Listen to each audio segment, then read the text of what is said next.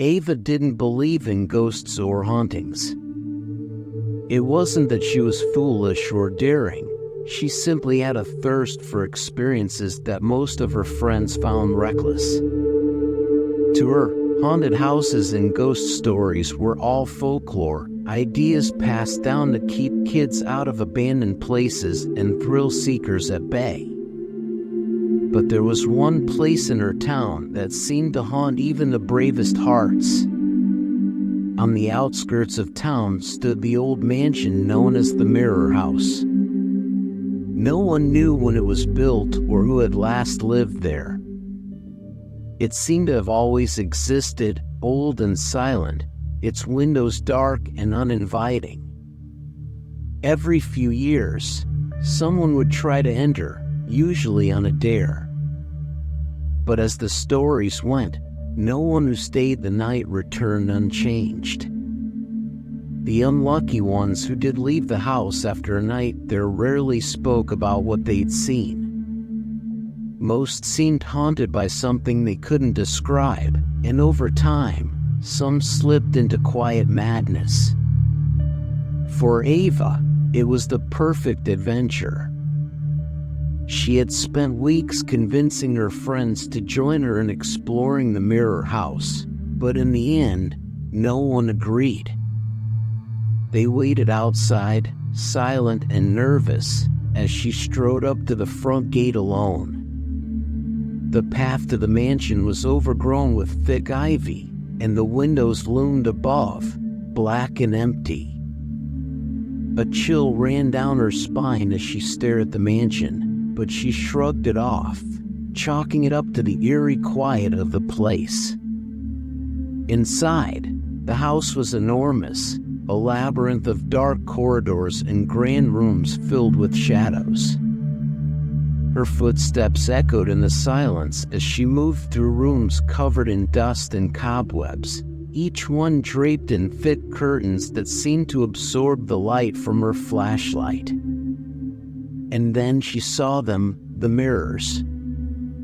They were everywhere, lining the walls, clustered in corners, and hung above fireplaces. There were mirrors of every shape and size, some large and ornate, with gilded frames that seemed to twist and curl in odd patterns. Others were simple, cracked and dulled by years of neglect. As she shone her flashlight across them, a strange sensation prickled at her, a feeling of being watched.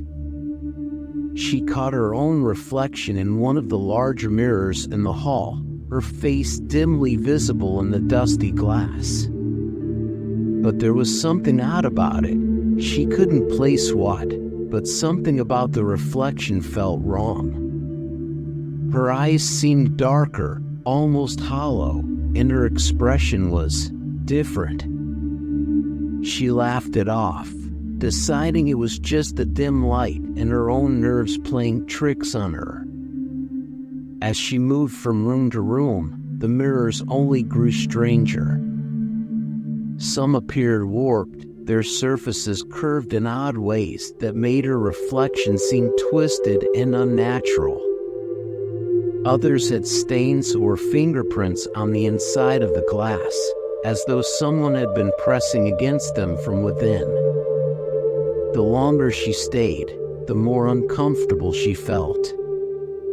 It was as though the mirrors weren't just reflecting her, but studying her, capturing fragments of her that she couldn't see. She walked into a large parlor and found herself staring into a massive, floor-length mirror standing against the far wall.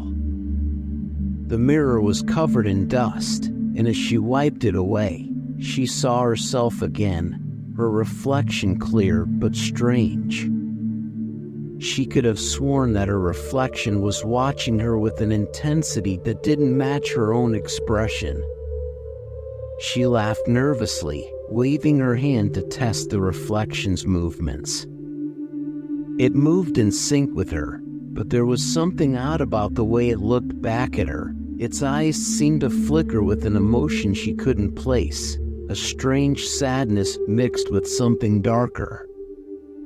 She took a step back, turning to leave the room, but as she did, she thought she saw a reflection linger for just a moment longer than it should have, as though reluctant to let her go. Her heart skipped a beat, but she forced herself to laugh it off. She wasn't going to let a trick of the light scare her. As she walked down the hall, she found herself glancing into the mirrors more frequently, watching her reflection in each one. The mirrors seemed to multiply as she went, filling every inch of wall space until there was no bare wall left to see. Each time she passed one, her reflection seemed a little different, her eyes darker, her smile more strained, her face twisted in expressions she didn't remember making. The whispers started then, faint and barely audible, like someone muttering in another room. She stopped, shining her flashlight around, but there was no one there. The sound grew louder, a soft chorus of voices, all whispering different words that she couldn't make out. She turned to one of the mirrors, her heart pounding, and saw a reflection staring back at her with an expression of fear that she didn't feel. The reflection's mouth moved, forming words that she couldn't hear, its eyes filled with a pleading desperation. She stumbled backward, her breath coming in short gasps. She tried to turn away, but every mirror she looked into held the same image, her reflection with that same fearful, desperate expression, mouthing silent words that she couldn't understand. She backed away from the mirrors, her heart pounding as the whispers grew louder, filling her mind with a growing sense of dread. She turned to run, but the hallway stretched endlessly before her, lined with mirrors on either side.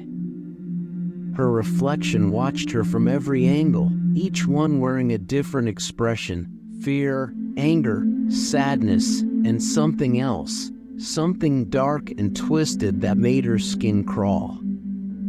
She looked away, trying to ignore the reflections, but they seemed to call out to her, their eyes following her every move.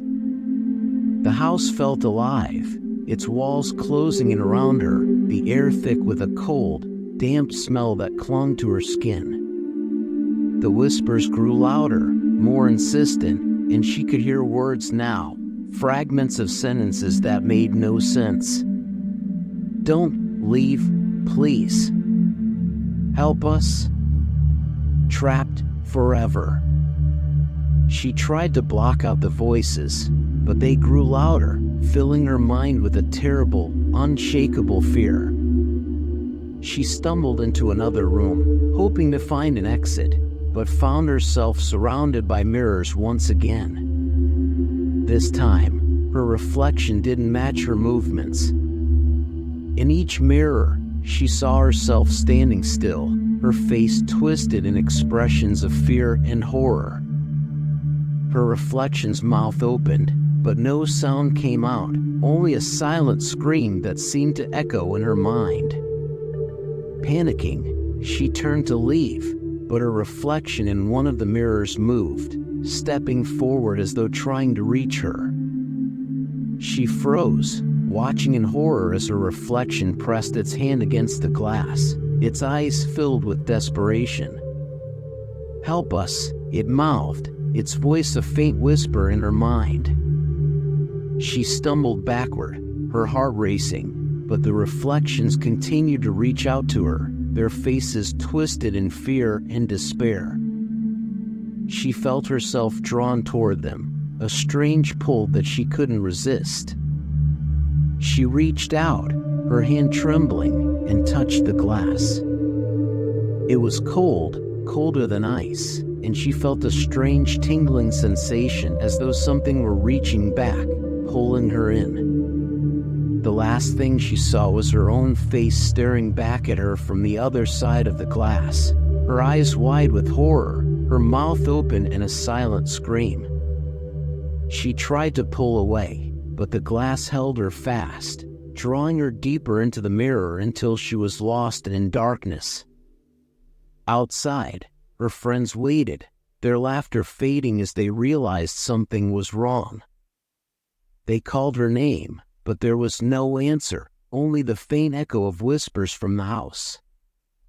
They left eventually, telling themselves she'd come out on her own, but deep down, they knew she was gone, trapped forever in the mirror house, just another soul lost to the darkness.